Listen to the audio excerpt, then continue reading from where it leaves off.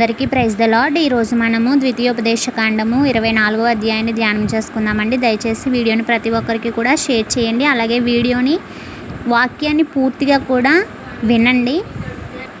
24వ అధ్యాయాన్ని ధ్యానం చేసుకుందామండి. ఒకడు స్త్రీని పరిగ్రహించి ఆమెను పెండ్లి చేసుకొనిన తరువాత ఆమె యందు మానభంగ సూచన ఏదో ఒకటి అతనికి కనబడినందున ఆమె మీద అతనికి ఇష్టము తప్పిన ఎడల అతడు ఆమెకు పరిత్యాగ పత్రము వ్రాయించి ఆమె చేతికిచ్చి తన ఇంట నుండి ఆమెను పంపివేయవలెను. ఆమె అతని ఇంట నుండి వెళ్ళిన తరువాత ఆమె వేరొక పురుషుని పెండ్లి చేసుకొనవచ్చును. ఆ రెండవ పురుషుడు ఆమెను వల్లక ఆమెకు పరిత్యాగ పత్రము వ్రాయించి ఆమె చేతికిచ్చి తన ఇంట నుండి ఆమెను పంపివేసిన ఎడలనేమి, ఆమెను పెండ్లి కొనిన పిమ్మట ఆ రెండవ పురుషుడు చనిపోయిన ఎడలనేమి, ఆమెను పంపివేసిన ఆమె మొదటి పెనిమిటి ఆమెను పెండ్లి చేసుకొనుటకై ఆమెను మరలా పరిగ్రహింపకూడదు. ఎలయనగా ఆమె తన్ను అపవిత్రపరుచుకొనెను. అది యెహోవా సన్నిధిని హేయము గనుక నీ దేవుడైన యెహోవా నీకు స్వాస్యముగా ఇచ్చుచున్న దేశమునకు పాపము కలుగకుండునట్లు మీరు అలాగు చేయకూడదు. ఒకడు కొత్తగా ఒక దానిని పెండ్లి చేసుకొని సేనలో చేరిపోకూడదు. అతని పైన ఏ వ్యాపార భారమును మోపకూడదు. ఏడాది వరకు తీరికగా అతడు తన ఇంట నుండి తాను పరిగ్రహించిన భార్యను సంతోషపెట్టవలెను. తిరగటి మీద దిమ్మనైనను తాకట్టు పట్టకూడదు. అది ఒకని జీవనాధారమును తాకట్టు పెట్టినట్లే. ఒకడు ఇశ్రాయేలు కుమారులైన తన సహోదరులలోనొకరిని దొంగిలుట కనుగొనబడిన ఎడల అతడు వానిని తన దాసునిగా చేసుకొనినను అమ్మినను ఆ దొంగ చావవలెను. అలాగు చేసిన ఎడల ఆ చెడుతనమును మీ మధ్య నుండి పరిహరించుదురు. కుష్ఠరోగ విషయము యాజకులైన లేవీయులు మీకు బోధించు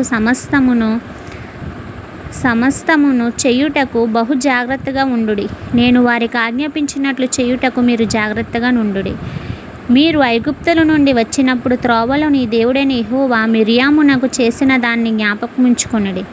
నీ పొరుగువానికి ఏదైనాను నీవు ఏరువిచ్చిన ఎడల అతని యొద్ద తాకట్టు వస్తువును తీసుకొనుటకు అతని ఇంటికి వెళ్ళకూడదు. నీవు బయట నిలువవలెను. నీవు ఎరువిచ్చినవాడు బయటనున్న నీ యొద్దకు ఆ తాకట్టు వస్తువును తెచ్చి ఇచ్చును. ఆ మనుష్యుడు భేదవాడైన ఎడల నీవు అతని తాకట్టును ఉంచుకొని పండుకొనకూడదు. అతడు తన బట్టను వేసుకొని పండుకొని నిన్ను దీవించునట్లు సూర్యుడు అస్తమించునప్పుడు నిశ్చయముగా ఆ తాకట్టు వస్తువును అతనికి మరలా అప్పగింపవలెను. అది నీ దేవుడైన యెహోవా దృష్టికి నీకు నీతి అగును.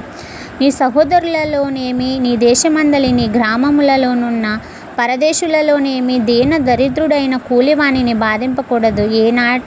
ఏనాటి కూలి ఆనాడు ఇయ్యవలెను.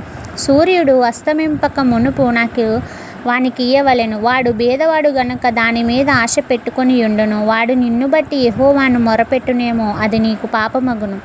కుమారుల దోషమును బట్టి తండ్రులకు మరణశిక్ష విధింపకూడదు. తండ్రుల దోషమును బట్టి కుమారులకు మరణశిక్ష విధింపకూడదు. ఎవని పాపము నిమిత్తము వాడే మరణశిక్ష నొందును. పరదేశికే గాని తండ్రి లేని వానికే గాని న్యాయము తప్పి తీర్పు తీర్చకూడదు. విధవరాలి వస్త్రమును తాకట్టుకు తీసుకొనకూడదు. నీవు ఐగుప్తులో దాసుడవై ఉండగా నీ దేవుడైన యెహోవా నిన్ను అక్కడి నుండి విమోచించినని జ్ఞాపకము చేసుకొనవలెను.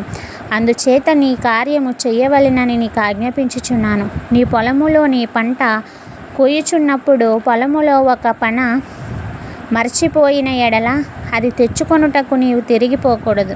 నీ దేవుడైన యెహోవా నీవు చేయు పనులన్నింటిలోనూ నిన్ను ఆశీర్వదించినట్లు అది పరదేశులకును తండ్రి లేని వారికి విధవరాండ్రకును ఉండవలెను. నీ ఒలీవల పండ్లను ఏరినప్పుడు నీ వెనుకనున్న పరిగెను ఏరుకొనకూడదు. అవి పరదేశులకును తండ్రి లేని వారికి విధవరాండ్లకును ఉండవలెను. నీ ద్రాక్ష పండ్లను కోసికొనున్నప్పుడు నీ వెనుకనున్న పరిగెను ఏరుకొనకూడదు. అది పరదేశులకును తండ్రి లేని వారికును విధవరాండ్లకును ఉండవలెను. నీవు ఐగుప్తు దేశమందు దాసుడువై ఉంటినని జ్ఞాపకం చేసుకొనుము. అందుచేత ఈ కార్యము చేయవలనని నీకు ఆజ్ఞాపించుచున్నాను. ఇంతటితో ఈ పరిశుద్ధ వాక్యము మనలందరినీ దీవించి ఆశీర్వదించునుగాక. ఆమేన్.